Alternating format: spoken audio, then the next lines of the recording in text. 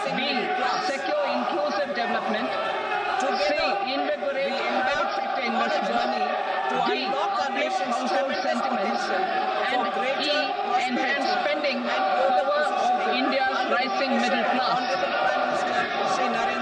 Together, we embark on a journey to unlock our nation's tremendous potential for greater prosperity and global positioning under the leadership of Honorable Prime Minister Shri Narendra Modi. As we complete the first quarter of the 21st century, continuing geopolitical headwinds suggest lower global economic growth over the medium term. However, our aspiration for a Vikasit Bharat inspires us, and the transformative work we have done during our government's first 2 terms for the past 10 years and structural reforms have drawn global attention. Confidence in India's capability and potential has only grown in this period.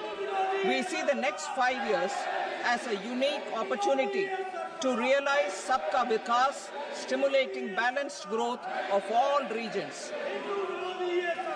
The great Telugu poet and playwright Gurujada Apparao had said, "Deshamante matti kadoy, deshamante manushuloy," meaning a country is not just its soil, a country is its people. In line with this, for us, Vikasit Bharat encompasses zero poverty, 100% quality good school education, access to high quality, affordable and comprehensive health care, 100% skilled labor with meaningful employment, 70% women in economic activities, and farmers making our country the food basket of the world. In this budget, the proposed development measures span 10 broad areas, focusing on Garib, youth, Annadata, and Nari, spurring agricultural growth and productivity, building rural prosperity and resilience, taking everyone together on an inclusive growth path, boosting manufacturing and furthering Make in India, supporting MSMEs, enabling employment-led development, investing in people, economy, and innovation, securing energy supplies, promoting exports, and nurturing innovation. For this journey of development, our 4 powerful engines are agriculture, MSME, investments, and exports. The fuel, our reforms, our guiding spirit, inclusivity, and the destination, Vikasit Bharat. This budget aims to initiate transformative reforms across 6 domains.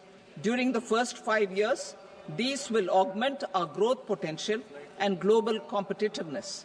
The domains are taxation, power sector, urban development, mining, financial sector, and regulatory reforms. Agriculture as the first engine. Now I move to specific proposals, beginning with agriculture as the first engine.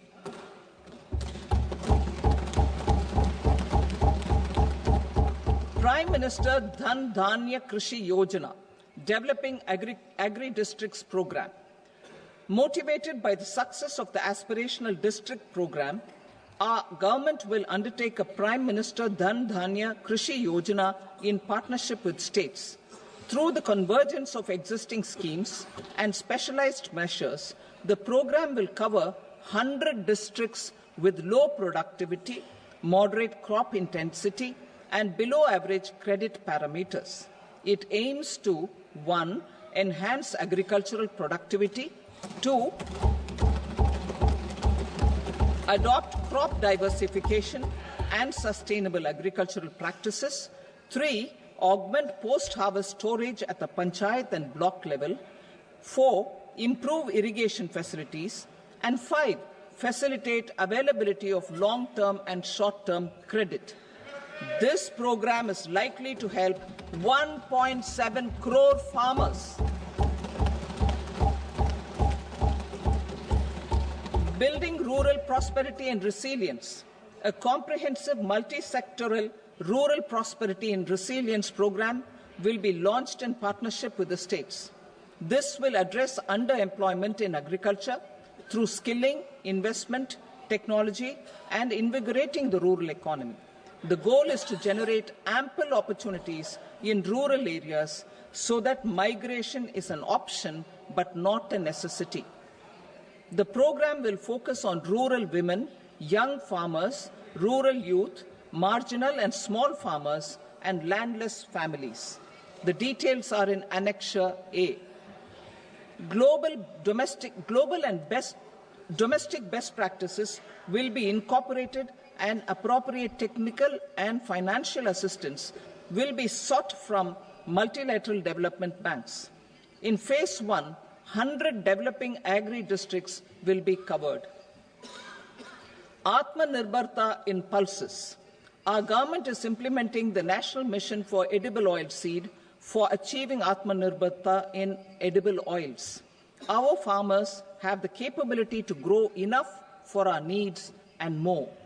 10 years ago, we made concerted efforts and succeeded in achieving near self-sufficiency in pulses. Farmers responded to the need by increasing the cultivated area by 50%, and government arranged for procurement and remunerative prices. Since then, with rising incomes and better affordability, our consumption of pulses has increased significantly.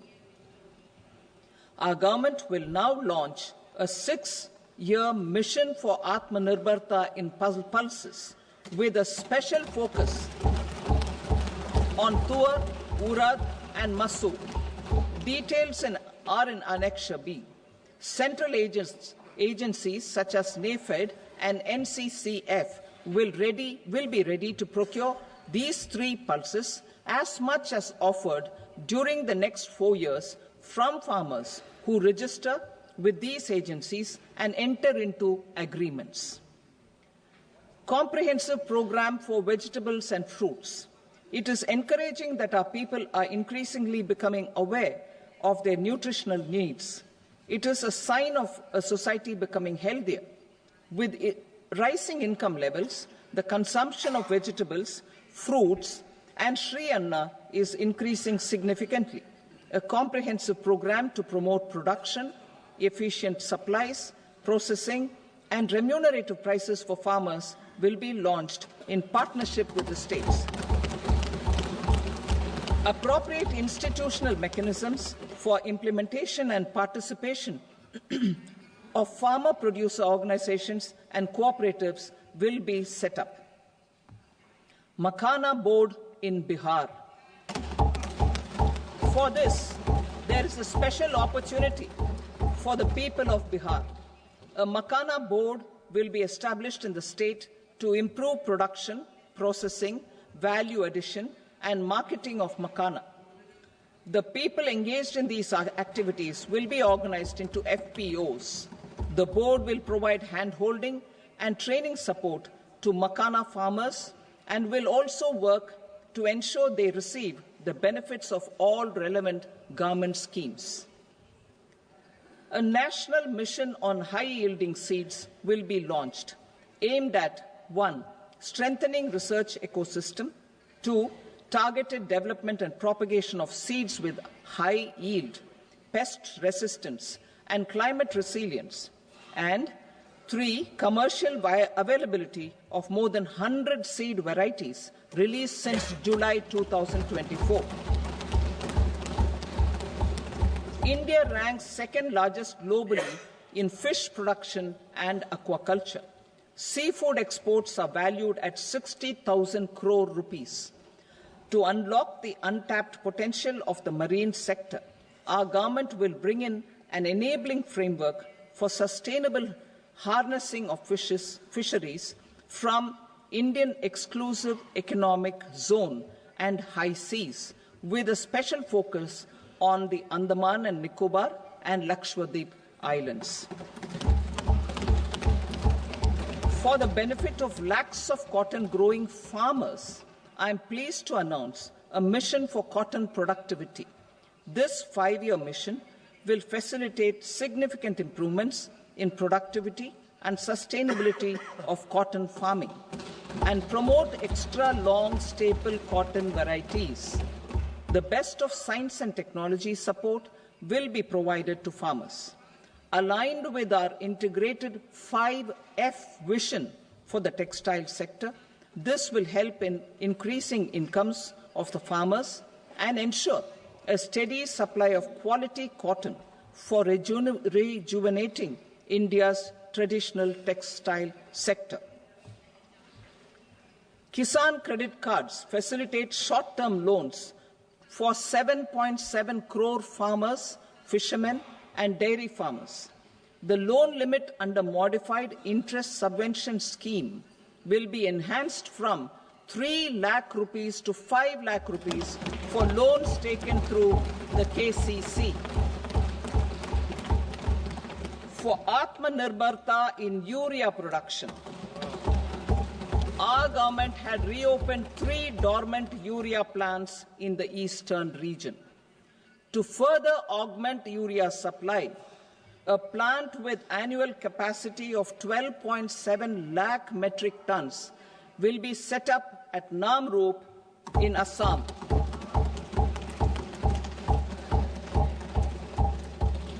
India Post, with 1.5 lakh rural post offices, complemented by the India Post Payment Bank and a vast network of 2.4 lakh Dak Sevaks, will be repositioned to act as a catalyst for the rural economy. Details are at Annexure C. India Post will also be transformed as a large public logistics organization.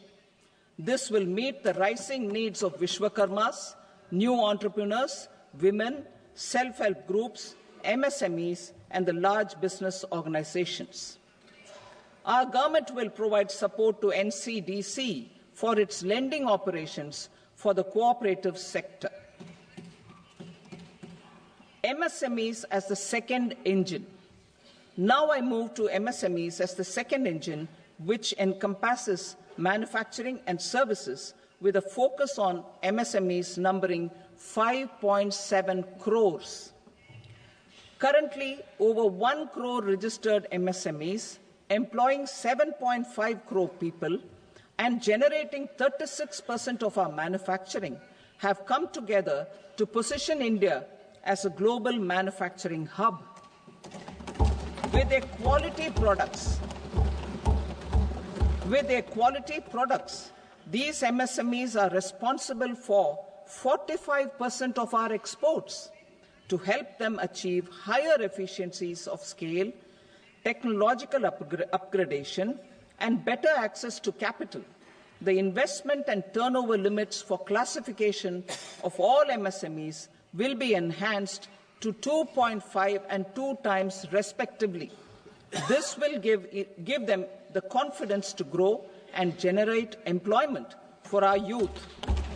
The details are given in Annexure D. To improve access to credit, the credit guarantee cover will be enhanced.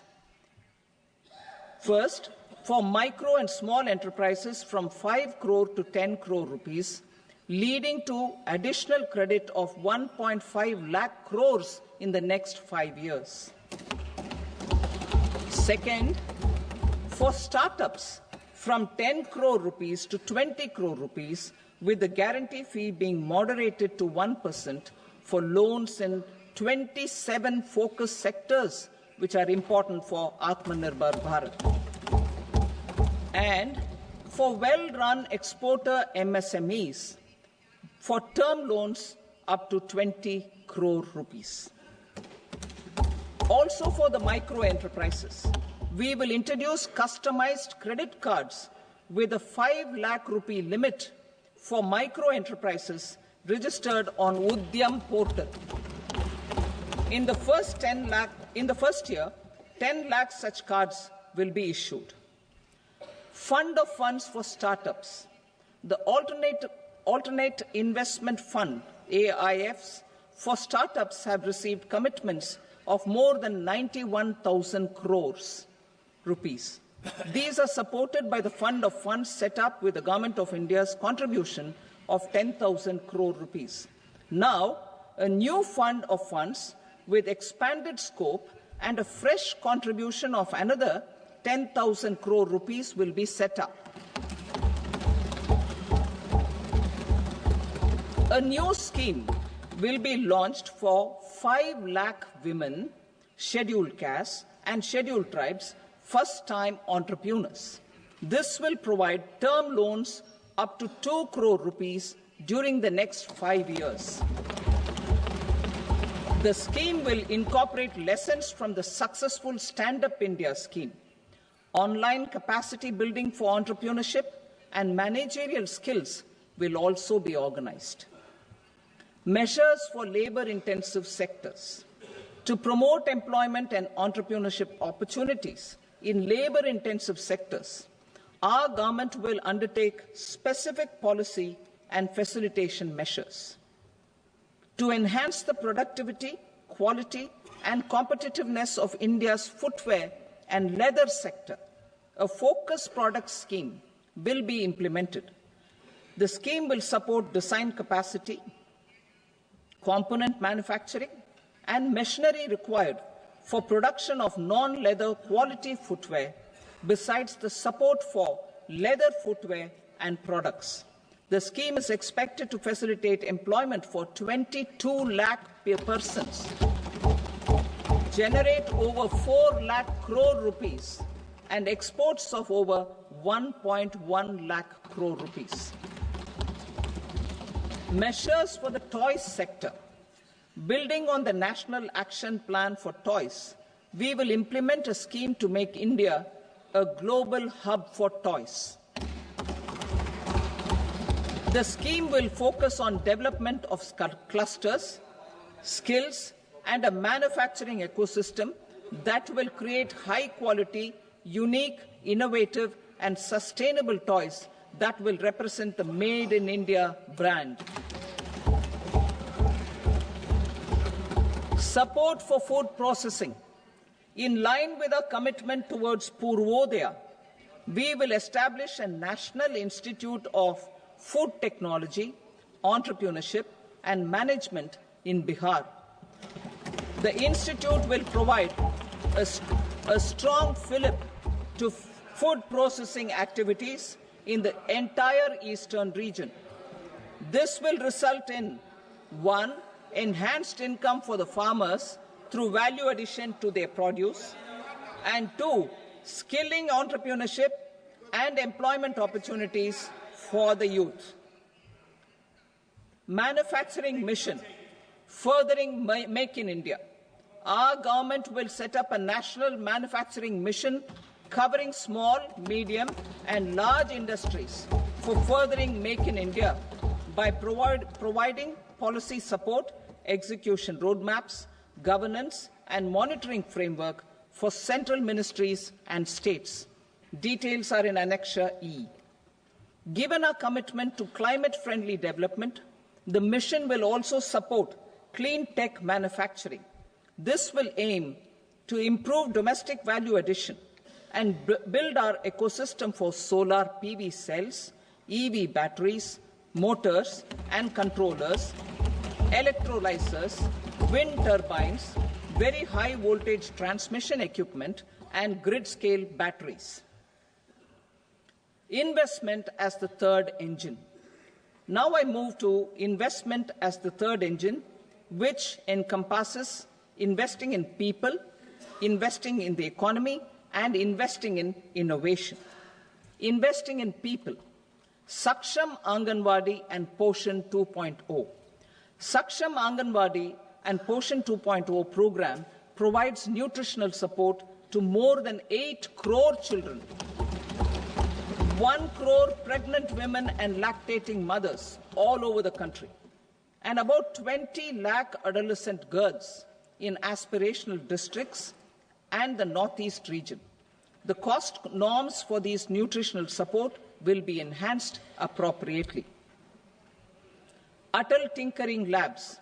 50,000 Atal Tinkering Labs will be set up in government schools in the next 5 years to cultivate the spirit of curiosity and innovation and foster a scientific temper among young minds. Broadband connectivity to government secondary schools and PHCs. Broadband connectivity will be provided to all government secondary schools and primary health centers in rural areas under the BharatNet project. Bharatiya Bhasha Pustak scheme.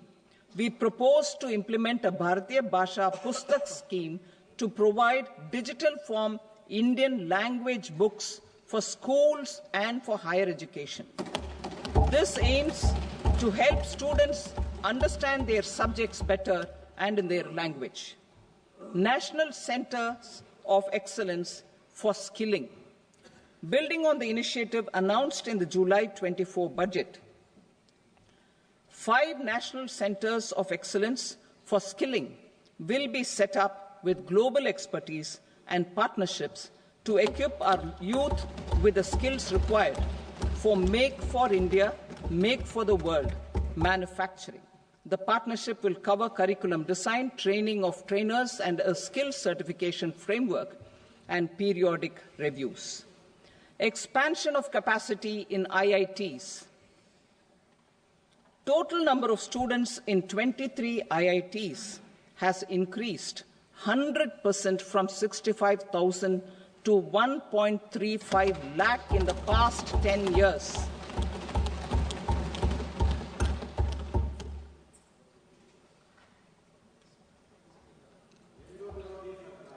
Additional infrastructure will be created in the 5 IITs started after 2014 to facilitate education for 6,500 more students. Hostel and other infrastructure capacity at IIT Patna will also be expanded.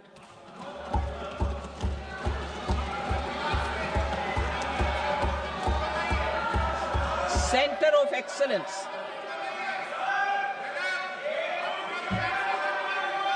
Center of Excellence in AI for Education. I had announced 3 centers of excellence in artificial intelligence for agriculture, health, and sustainable cities in 2023.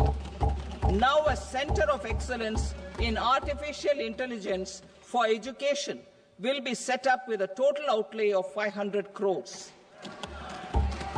Expansion of medical education.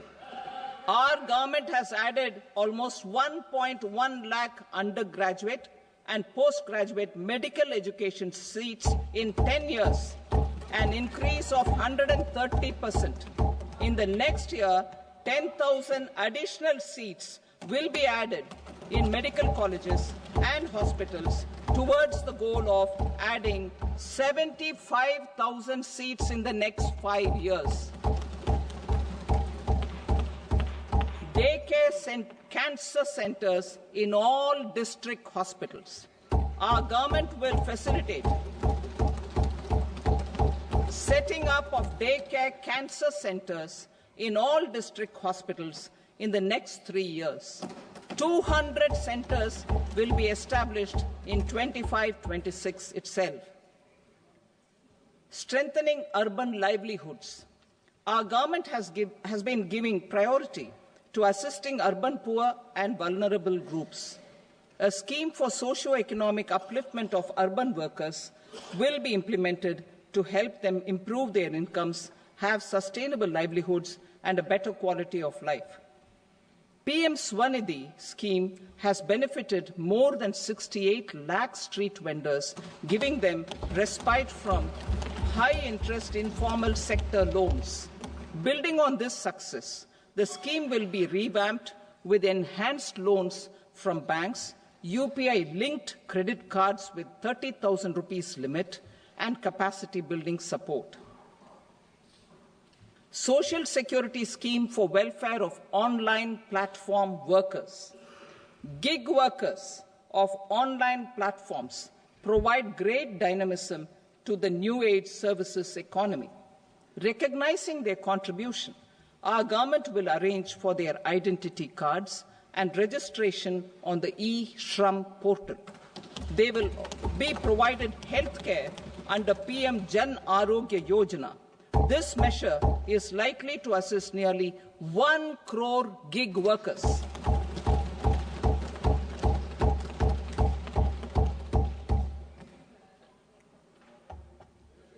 Investing in the economy, public-private partnership in infrastructure. Each infrastructure-related ministry will come up with a 3-year pipeline of projects that can be implemented in PPP mode. States will also be encouraged to do so and can seek support from the India Infrastructure Project Development Fund, which is a scheme to prepare PPP proposals.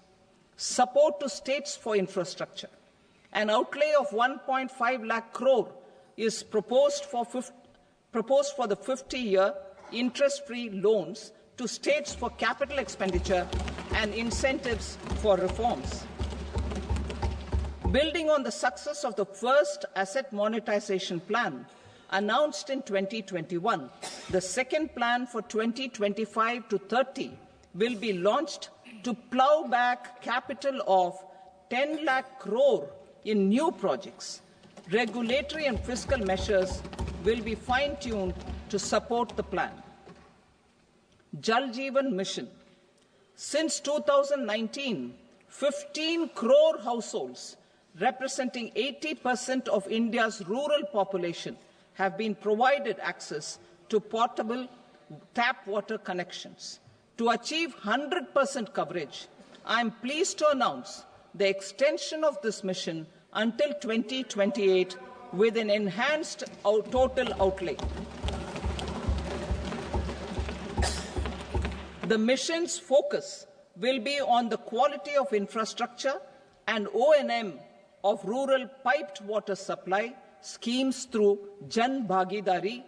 A separate MOU or separate MOUs will be signed with the states and union territories to ensure sustainability and citizen-centric water services delivery. Urban sector reforms. Building on the July budget proposals, urban sector reforms related to governance, municipal services, urban land and planning will be incentivized. Urban Challenge Fund.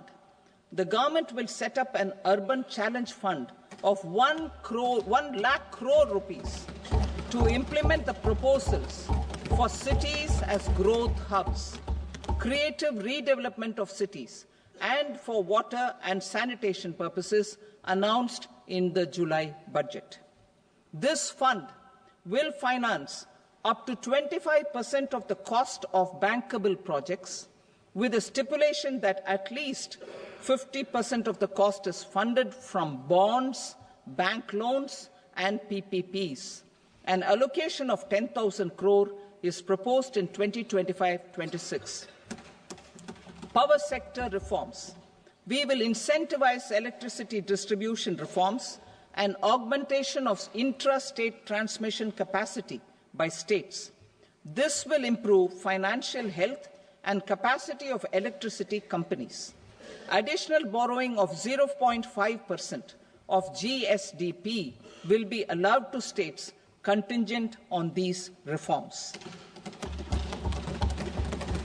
Nuclear energy mission for Vikasit Bharat.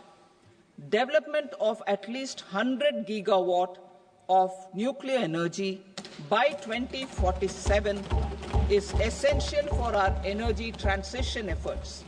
For an active partnership with the private sector towards this goal, amendments to the Atomic Energy Act and the Civil Liability for Nuclear Damage Act will be taken up. A nuclear energy mission for research and development of small modular reactors with an outlay of 20,000 crore will be set up. At least 5 indigenously developed small modular reactors will be operationalized by 2033. Shipbuilding. The shipbuilding financial assistance policy will be revamped to address cost disadvantages. This will also include credit notes for shipbreaking in Indian yards to promote the circular economy. Large ships above a specified size will be included in the infrastructure harmonized master list. Shipbuilding clusters will be facilitated to increase the range, categories and capacity of ships. This will include additional infrastructure, facilities, skilling and technology to develop the entire ecosystem. Maritime Development Fund. For long-term financing for the maritime industry, a Maritime Development Fund with a corpus of 25,000 crore rupees will be set up. This will be for distributed support and promoting competition. This will have up to 49% contribution by the government, and the balance will be mobilized from ports and from private sector. UDAN regional connectivity schemes. UDAN has enabled 1.5 crore middle-class people to meet their aspirations for speedier travel. The scheme has connected 88 airports, and operationalized 619 routes. Inspired by that success, a modified UDAN scheme will be launched to enhance regional connectivity to 120 new destinations and carry 4 crore passengers in the next 10 years. 4 crore additional passengers in the next 10 years. The scheme will also support helipads and smaller airports in hilly, aspirational and northeast regional districts. Greenfield airports will be facilitated in Bihar to meet the future needs of the state. These will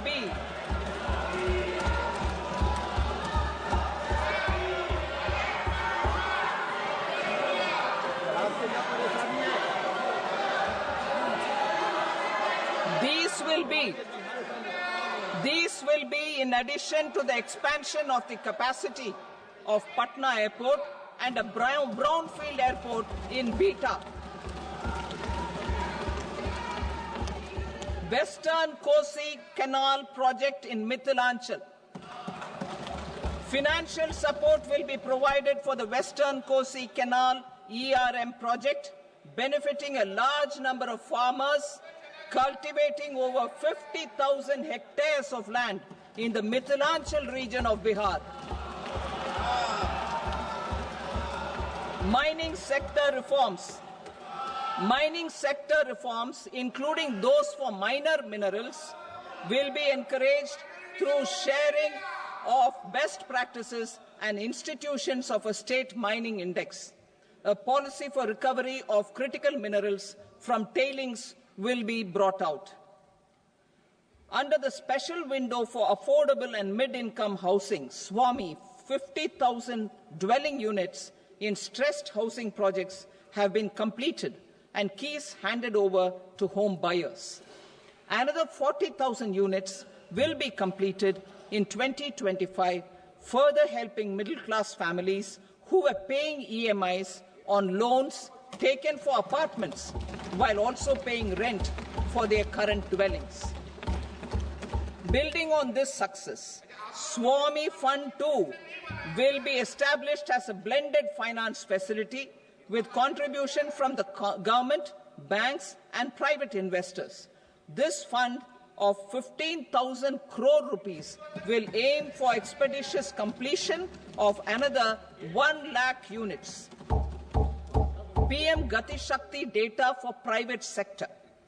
For furthering PPPs and assisting the private sector in project planning, access to relevant data and maps from the PM Gati Shakti portal will be provided.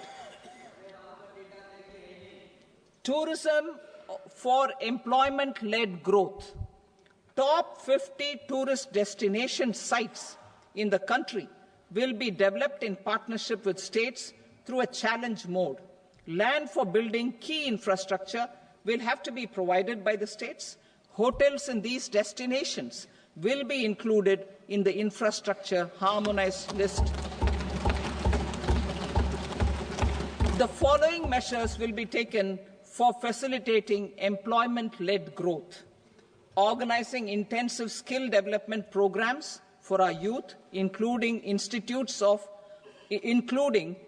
institutes of hospitality management, providing mudra loans for homestays, improving ease of travel and connectivity to tourist destinations, providing performance-linked incentives to states for effective destination management, including tourist amenities, cleanliness, and marketing efforts, and introducing streamlined e-visa facilities along with visa fee waivers for certain tourist groups.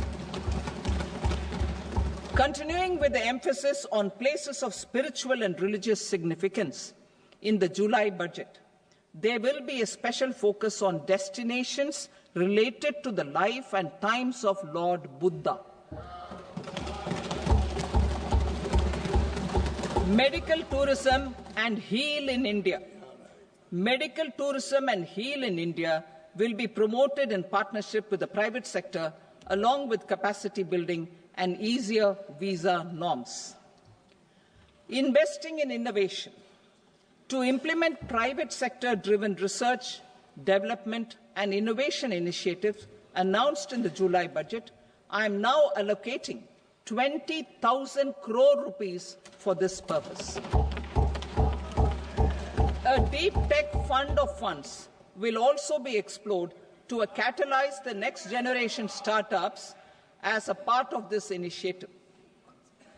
In the next 5 years, under the PM Research Fellowship Scheme, we will provide 10,000 fellowships for technological research in IITs and IISc with enhanced financial support. The second gene bank with 10 lakh germplasm lines will be set up for future food and nutritional security. This will provide conservation support to both public and private sectors for genetic resources. We will start a national geospatial mission to develop foundational geospatial infrastructure and data. Using PM Gati Shakti, this mission will facilitate modernization of land records, urban planning, and design of infrastructure projects. A Gyan Bharatam mission for survey, documentation, and conservation of our manuscript heritage with academic institutions, museums, libraries, and private collectors will be undertaken to cover more than 1 crore manuscripts. We will set up a national digital repository of Indian knowledge systems for knowledge sharing. Now I move to exports as the fourth engine. We will set up an export promotion mission with sectoral and ministerial targets driven jointly by the Ministries of Commerce, MSME, and Finance. It will facilitate easy access to export credit, cross-border factoring support, support to MSMEs to tackle non-tariff measures in overseas markets. A digital public infrastructure, Bharat Trade Net, for international trade will be set up as a unified platform for trade documentation and financing solutions. This will complement the Unified Logistics Interface platform. The BTN will be aligned with international practices. Support will be provided to develop domestic manufacturing capacities for our economy's integration with global supply chains. Sectors will be identified based on objective criteria. Facilitation groups with participation of senior officers and industry representatives will be formed for select products and supply chains. Through this, there are huge opportunities related to Industry 4.0, which needs high skills and talent. Our youth have both. Our government will support the domestic electronic equipment industry to leverage this opportunity for the benefit of our youth. A national framework will be formulated as guidance to states for promoting global capability centers in emerging Tier 2 cities. This will suggest measures for enhancing availability of talent and infrastructure, building bylaw reforms, and mechanisms for collaboration with industry. Our government will facilitate upgradation of infrastructure and warehousing for air cargo, including high-value perishable horticultural produce. Cargo screening and customs protocol will be streamlined and made user-friendly. Reforms as the fuel. Over the past 10 years, our government has implemented several reforms for convenience of taxpayers, such as faceless assessment, 2, taxpayer charter, 3, faster returns, 4, almost 99% returns being on self-assessment, and 5, Vivad Se Vishwas scheme.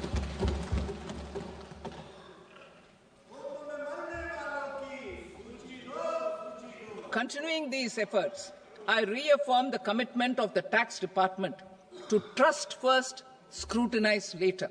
I also propose to introduce the new income tax bill next week. I will detail the indirect tax reforms and changes in direct taxes in Part B. Financial sector reforms. The FDI limit for the insurance sector will be raised from 74 to 100%. This enhanced limit will be available for those companies which invest the entire premium in India. The current guardrails and conditionalities associated with foreign investment will be reviewed and simplified. The services of India Post Payment Bank will be deepened and expanded in rural areas. NABFID will set up a partial credit enhancement facility for corporate bonds for infrastructure. Public sector banks will develop Grameen Credit Score Framework to serve the credit needs of SHG members and people in rural areas. A forum for regulatory coordination and development of pension products will be set up. To implement the earlier announcement on simplifying the KYC processes, the revamped Central KYC Registry will be rolled out in 2025. We will also implement a streamlined system for periodic updating. Requirements and procedures for speedy approval of company mergers will be rationalized. The scope for fast-track mergers will also be widened and the process made simpler. As proposed in the interim budget, we signed bilateral investment treaties with 2 countries in 2024 to encourage sustained foreign investment, and in the spirit of First Develop India, the current model BIT will be revamped and made more investor-friendly.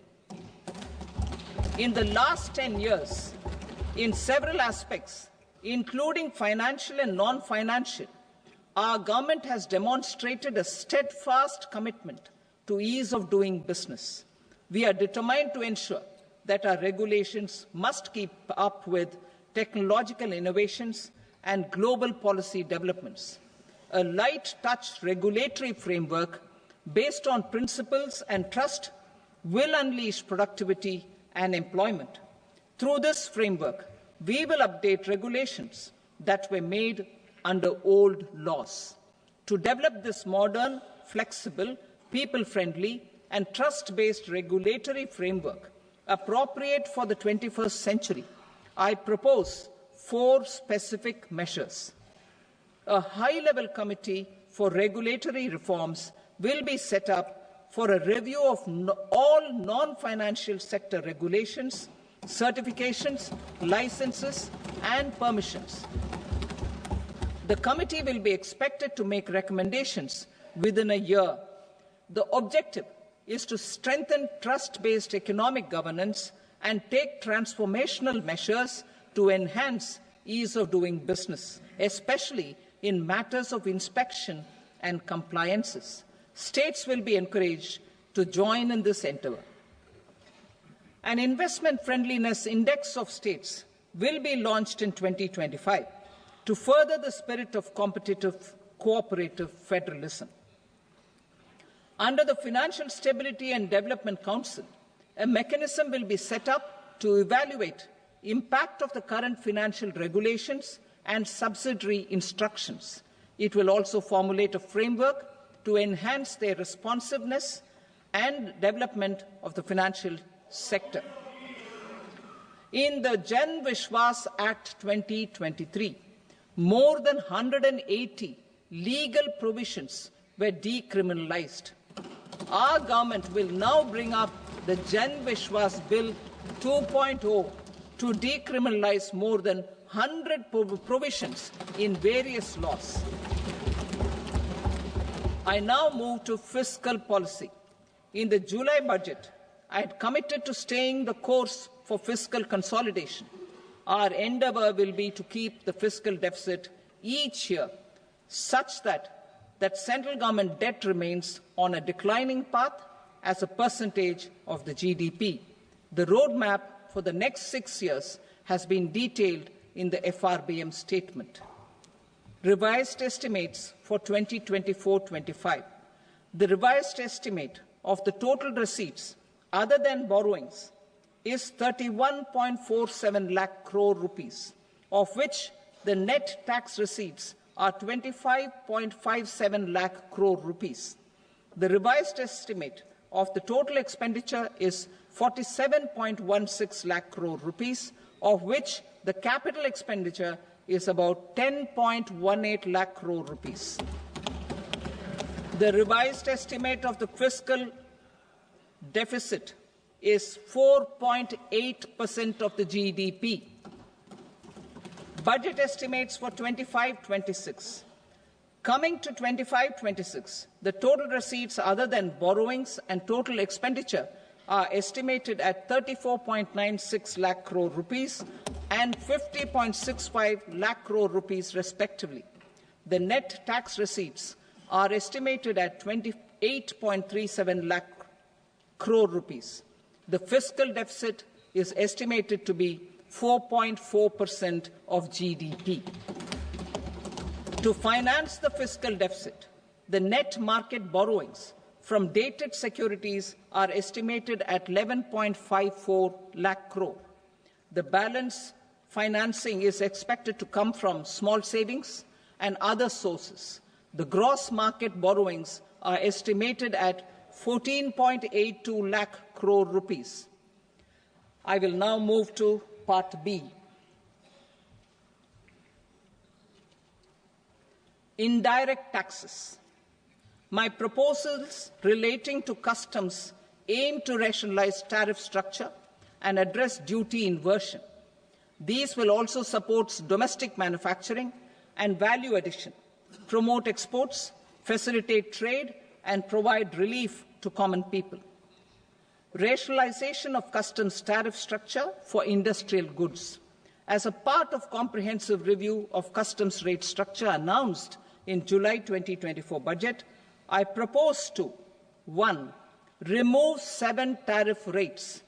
This is over and above the 7 tariff rates removed in 23-24 budget. After this, there will be only 8 remaining tariff rates, including 0 rate. 2. Apply appropriate cess to broadly maintain effective duty incidence, except on a few items where such incidence will reduce marginally. 3. Levy not more than 1 cess or surcharge. Therefore, I propose to exempt social welfare surcharge on 82 tariff lines that are subject to a cess. I shall now take up sector-specific proposals. To provide relief to patients, particularly those suffering from cancer, rare diseases, and other severe chronic diseases, I propose to add 36 life-saving drugs and medicines to the list of medicines fully exempted from basic custom duty.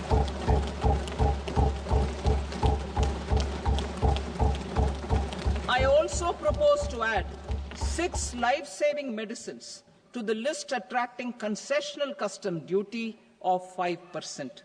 Full exemption and concessional duty will also respectively apply on the bulk drugs for manufacture of the above.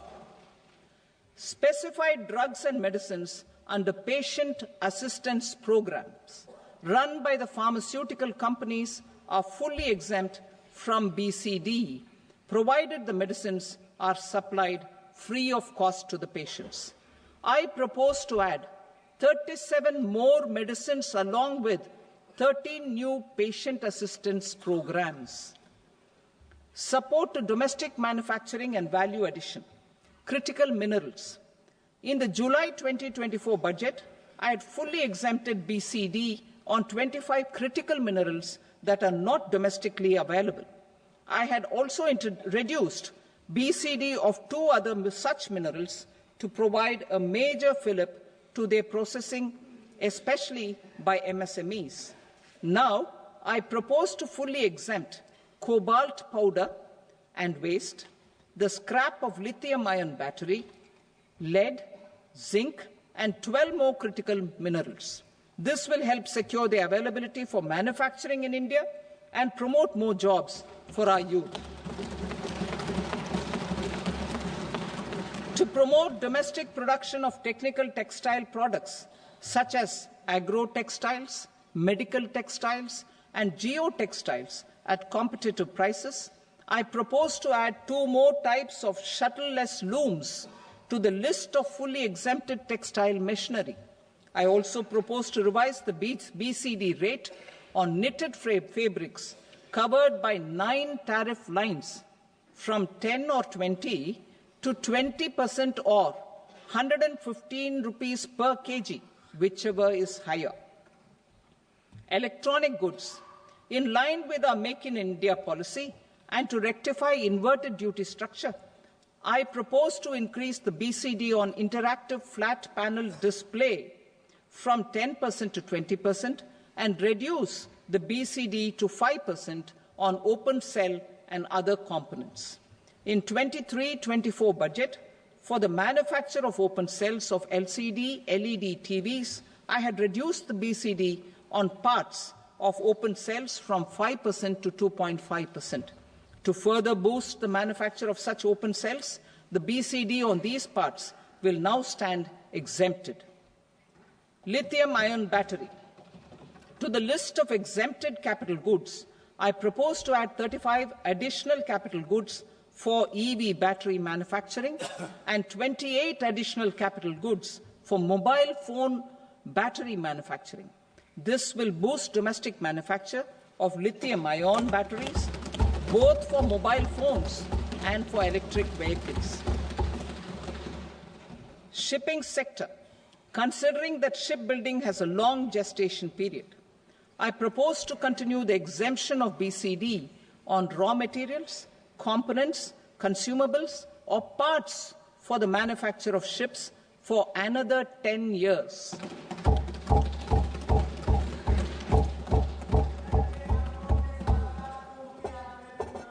I also propose the same dispensation for shipbreaking to make it more competitive. Telecommunication.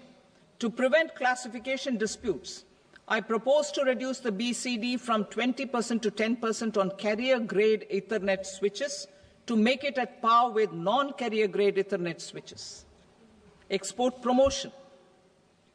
To facilitate exports of handicrafts, I propose to extend the time period for export from 6 months to 1 year, further extendable by another 3 months if required. I also propose to add 9 items to the list of duty-free inputs. Leather sector. I propose to fully exempt BCD on wet blue leather to facilitate imports for domestic value addition and employment. I also propose to exempt crust leather from 20% export duty to facilitate exports by small tanners. Marine products. To enhance India's competitiveness in the global seafood market, I propose to reduce BCD from 30% to 5% on frozen fish paste, surimi, for manufacture and export of its analog products. I also propose to reduce BCD from 15% to 5% on fish hydrolysates for manufacture of fish and shrimp feed. In July 2024 budget, to promote development of domestic MROs for aircraft and ships, I had extended the time limit for export of foreign origin goods that were imported for repairs from 6 months to 1 year and further extendable by 1 year. I now propose to extend the same dispensation for railway goods. Time limit for provisional assessment. Presently, the Customs Act 1962 does not provide any time limit to finalize provisional assessments, leading to uncertainty and cost to trade. As a measure of promoting ease of doing business, I propose to fix a time limit of 2 years, extendable by a year, for finalizing the provisional assessment. I propose to introduce a new provision that will enable importers or exporters, after clearance of goods, to voluntarily declare material facts and pay duty with interest but without penalty. This will incentivize voluntary compliance. However, this will not apply in cases where department has already initiated audit or investigation proceedings. For industry to better plan their imports, I propose to extend the time limit for the end use of imported inputs in the relevant rules from 6 months to 1 year.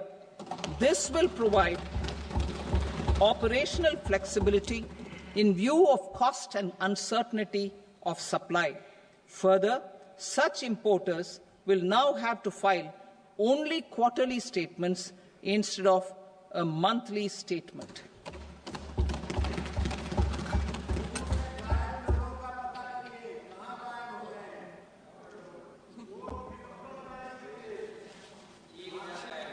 I now come to my direct tax proposals. In Part A, I have briefly underlined taxation reforms as one of key reforms to realize our vision of Vikasit Bharat. In respect of criminal law, our government had earlier ushered in Bharatiya Nyaya Sanhita, replacing Bharatiya Danda Sanhita. I am happy to inform this august House and the country that for new income tax bill will carry forward the same spirit of Nyaya in its drafting as well. The new bill will be clear and direct in text, with close to half of the present law in terms of both chapters and words. It will be simple to understand for taxpayers and tax administrators, leading to tax certainty and reduced litigation. Reforms, however, are not a destination. They are means to achieve good governance for our people and economy. Providing good governance primarily involves being responsive. The Tirukural captures this in verse 542, which reads, "Vaanokki vaazhum ulagallam, mannavan kol nokki vaazhum kudi," meaning, just as the living beings live expecting rains, citizens live expecting good governance. Our government is committed to keeping an ear to the ground and a finger on the pulse and responding while balancing our national building efforts.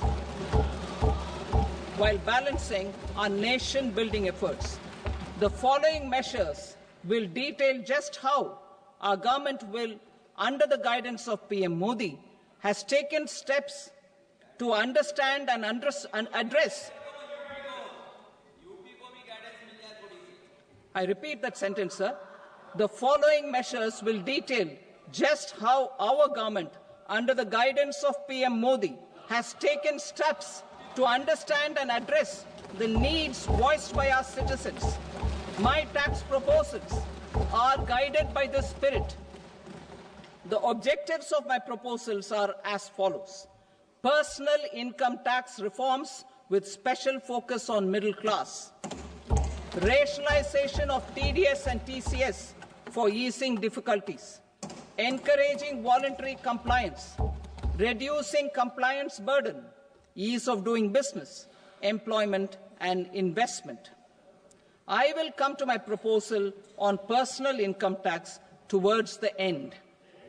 TDS and TCS, rationalization for easing difficulties.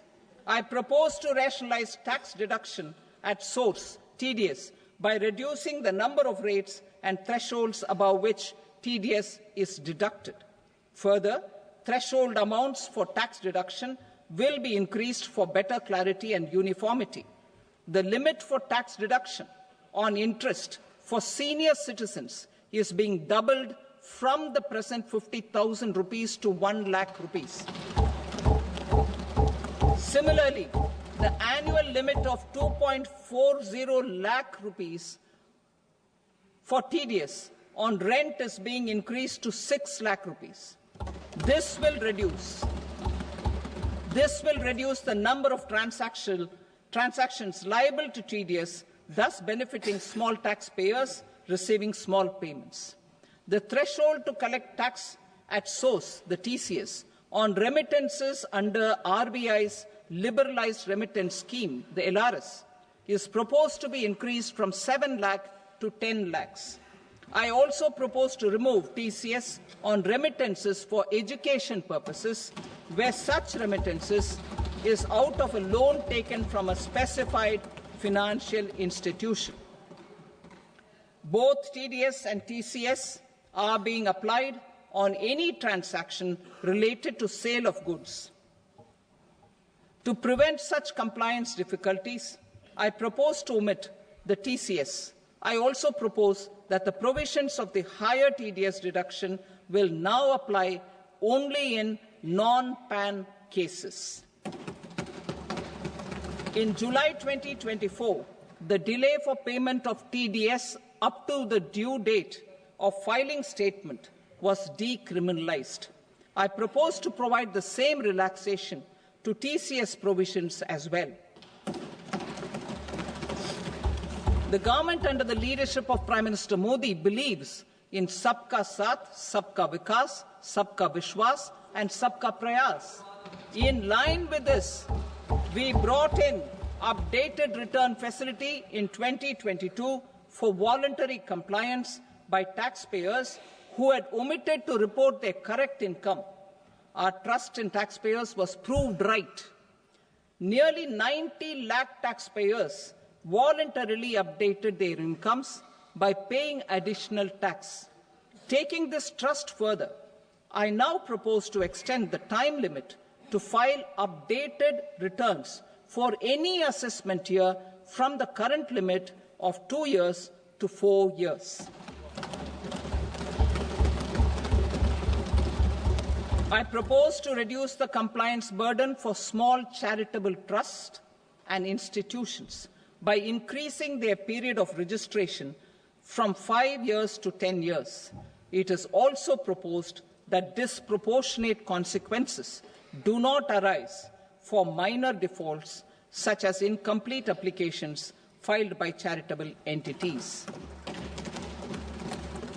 Presently, taxpayers can claim the annual value of self-occupied properties as nil only on the fulfillment of certain conditions. Considering the difficulties faced by taxpayers, it is proposed to allow the benefit of 2 such self-occupied properties without any condition. To streamline the process of transfer pricing and to provide an alternative to yearly examination, I propose to introduce a scheme for determining arm's length price of international transaction for a block period of 3 years. This will be in line with global best practices. With a view to reduce litigation and provide certainty in international taxation, the scope of safe harbour rules is being expanded. A number of senior and very senior citizens have very old national savings schemes accounts. As interest is no longer payable on such accounts, I propose to exempt withdrawals made from NSS by individuals on or after 29th August 2024. I am also proposing to allow similar treatment to NPS Vatsalya accounts as is available to normal NPS accounts subject to overall limits. In my speech in July 2024, I had promised that all processes, including giving effect to appellate orders, shall be digitalized and made paperless over the next 2 years. So I'm happy to announce that digitalization is being made operational now. In July 2024, we brought in the Vivad Se Vishwas scheme to resolve income tax disputes pending in appeal.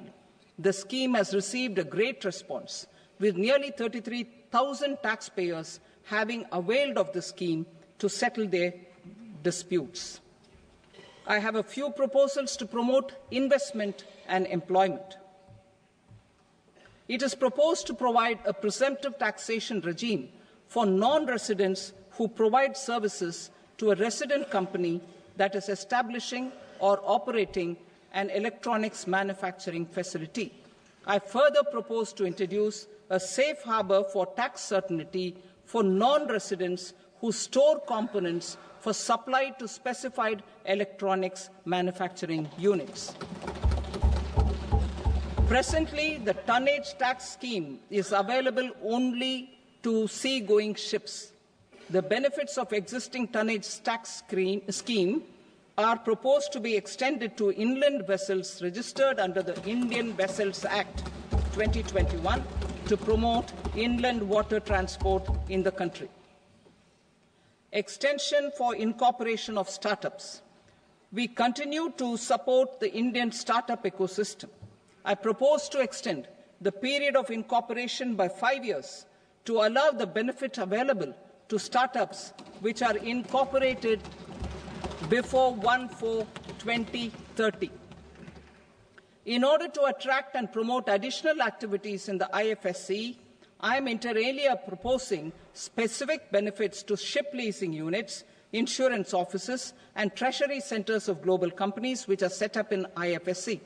Further, to claim benefits, the cut-off date for commencement in IFSC has also been extended by 5 years to 31/3/2030. Category 1 and Category 2 AIFs are undertaking investments in infrastructure and other such sectors.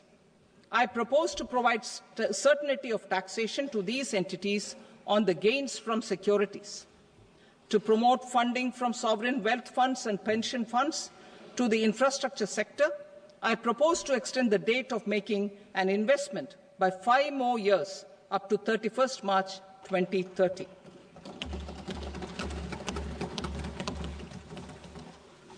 Personal income tax reforms with special focus on middle class. Democracy, demography, and demand are the key support pillars in our journey towards Vikasit Bharat. The middle class provides strength for India's growth. This government, under the leadership of Prime Minister Modi, has always believed in the admirable energy and ability of the middle class in nation building. In recognition of their contribution,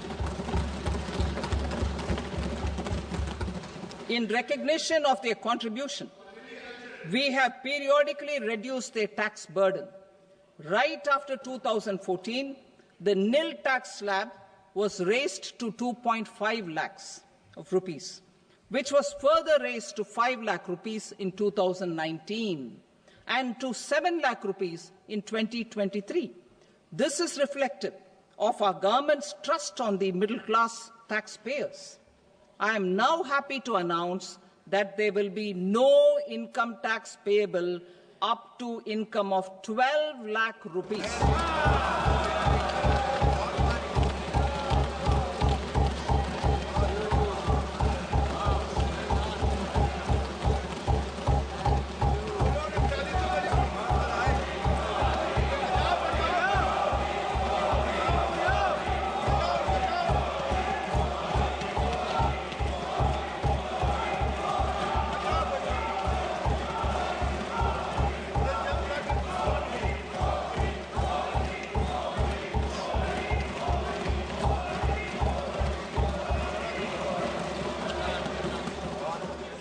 So, average income of 1 lakh per month other than the special rate income such as capital gains under the new regime.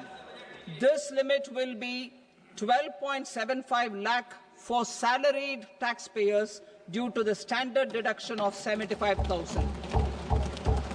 Slabs and rates are being changed across the board to benefit all taxpayers. The new structure will substantially reduce the taxes of the middle class and leave more money in their hands, boosting household consumption, savings and investment.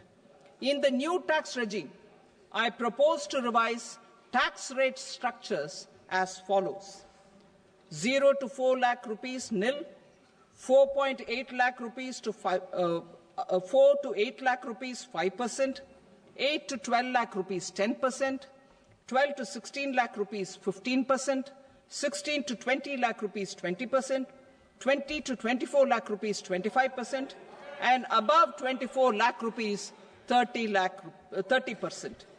To taxpayers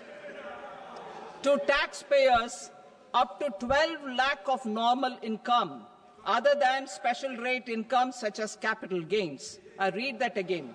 To taxpayers up to 12 lakh of income, other than special rate income such as capital gains, tax rebate is being provided in addition to the benefit due to slab rate reduction in such a manner that there is no tax payable by them. The total tax benefit of slab rate changes and rebate at different income levels can be illustrated with a few examples. A taxpayer in the new regime with an income of 12 lakh rupees will get a benefit of 80,000 rupees in tax, which is 100% of tax payable as per the existing rates. A person having income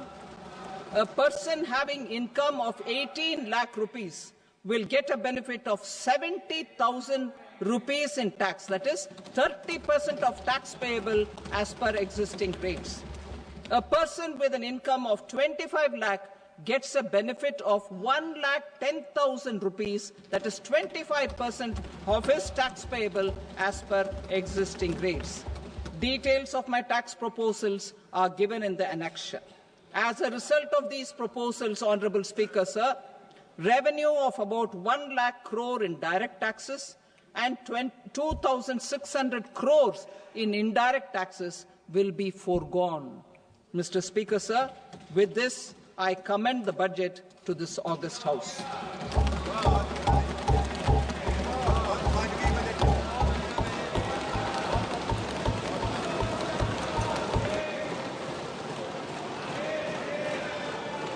Item number 2, Srimati Nirmala Sitaraman.